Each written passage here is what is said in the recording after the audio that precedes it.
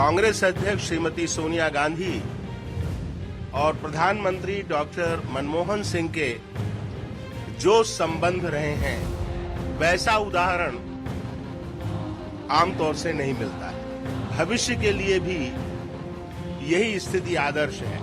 मेरा मत एक बात है और पार्टी का मत एक बात है, इसलिए जो पार्टी का मत है वही अब मेरा मत है। मैंने आज तक कभी बात अपनी वापस ली नहीं है। मेरा मत एक बात है और पार्टी का मत एक बात है।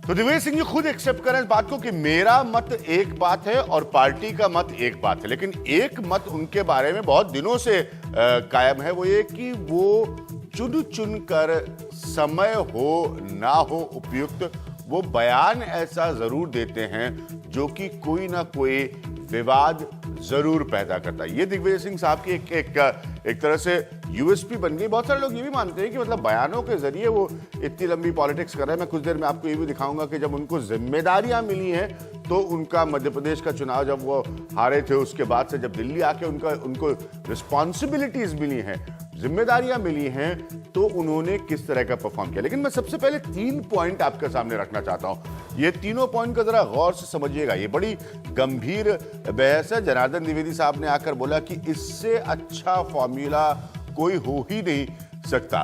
पहला पॉइंट मैं जो आपके सामने रख रहा हूं वो ये है कि दिग्विजय सिंह के बयान के 9 दिनों तक कांग्रेस पार्टी क्यों चुप रही। उसके बाद ही ये सारा कुछ क्लैरिफिकेशन आया। दिग्विजय सिंह साहब को अपने वापस बोलते हुए सुना कि मैं अपनी बात पर कायम हूं।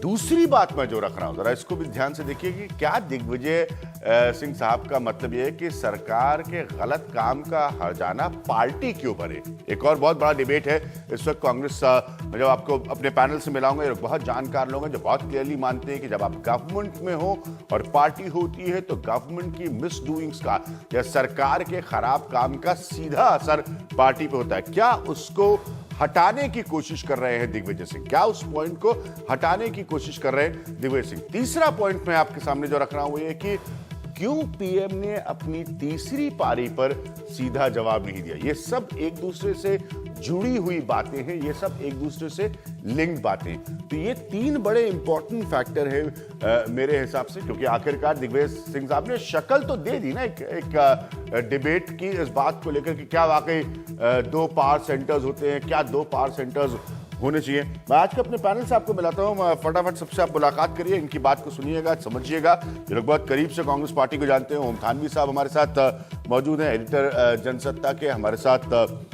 निर्मल पाठक जी मौजूद हैं जो कि पॉलिटिकल एडिटर है हिंदुस्तान के, बहुत सालों से कांग्रेस को कवर करते हैं। आलोक मेहता साहब मौजूद हैं, वो भी एक बहुत ही सीनियर जर्नलिस्ट एडिटर है, बहुत सालों से कांग्रेस पार्टी को देखते आए हैं। मेरे साथ हरीश रावत जुड़ेंगे कुछ देर में, जो कि कांग्रेस के वाटर रिसोर्सेज के मिनिस्टर हैं। प्रकाश जावड़ेकर साहब जुड़ेंगे जो कि एमपी हैं और स्पोक्स पर्सन है भारतीय जनता पार्टी के। पॉइंट बहुत ही सीधा सा है कि क्यों दिग्विजय सिंह साहब ने ये बात कही। मैं सबसे पहले आप लोगों के पास आने से पहले मैं चलिए चलूंगा मनोरंजन भारती के पास, मेरे साथी और पॉलिटिकल एडिटर मनोरंजन भारती। मनोरंजन आला कांग्रेस नेताओं से लगातार बात करें। मनोरंजन, जो बेसिक पॉइंट है, ये दिग्विजय सिंह जो है ये अपने बयानों की पॉलिटिक्स करते रहते हैं। मतलब वो कुछ ना कुछ बयान ऐसे देते हैं कि जो कोई ना कोई किस्म के विवाद पैदा करते रहते हैं। क्या पार्टी दिग्विजय सिंह जैसे लोगों के बयानों को गंभीरता से ले, या एक ये रियल डिबेट है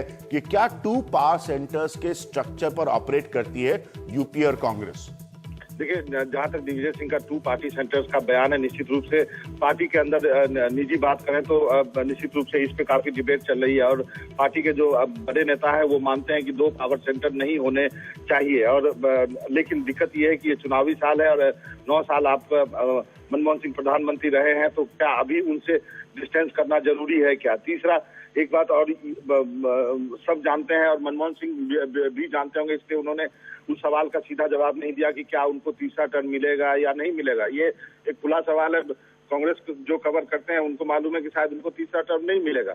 तो इन सब चीजों के चलते एक डिबेट है और पार्टी मूल रूप से अंदर ये पार्टी में है कि दो पावर सेंटर नहीं होने चाहिए, क्योंकि दो पावर सेंटर जो है वो उससे नुकसान होता है। नरसिम्हा राव के समय भी ये चीज आपको देखने को मिला था, और उसके बाद अभी जो मनमोहन सिंह को बनाया गया था तो उनके लिए ये कहा गया कि बहुत बड़े इकोनॉमिस्ट हैं, लेकिन ये पॉलिटिकल पर्सन है।